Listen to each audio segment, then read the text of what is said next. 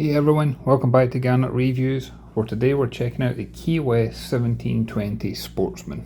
This was on display at the Daytona Beach Boat Show earlier this year, and the 1720 is actually the most popular model that Key West manufacture every year since 1992. At the boat show, this particular model that you see, including trailer, was priced at $30,848, and they were running a promotional offer where at 10% down payment, this was $225 per month.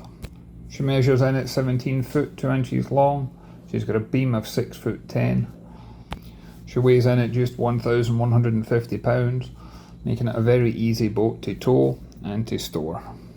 I personally like the quality finish that this one has. I like the painted hull, the deep shine that it has, the chrome accent features, and this would be a fantastic boat for cruising, for fishing, for diving, or a combination of all the above.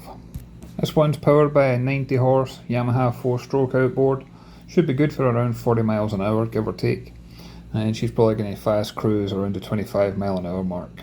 She does come with a fuel capacity of 40 gallons, making this a great day boat for plenty of time on the water. I like the fact there's as much space on the console for fitting navigation equipment, maybe something like a fish finder and a chart plotter, something like that. I like the solid handhold that's around the console for moving up to the bow. There's rod holders either side of the console, and you can get a sun pad cushion for the bow, but this also makes it a great platform for fishing. I've even seen these boats have trolling motors on the bow, and as standard it's already got the plug mount for it. And underneath the bow you can use this as storage, but this would also be a great fish hold for keeping your catch. And then the compartment you'll see in front of this is for your anchor, rod and chain. I also like the use of pop-up cleats, especially on a fishing boat like this. That way you don't need to worry about your lines getting tangled in anything.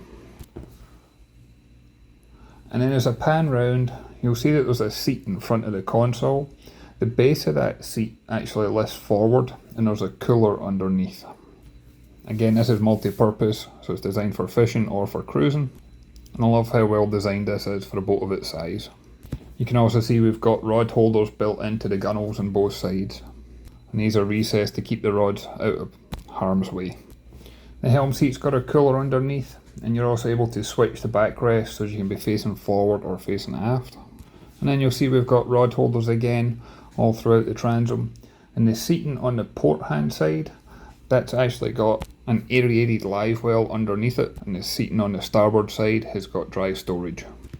And then moving around the stern of the boat, you can see we've got the boarding ladder.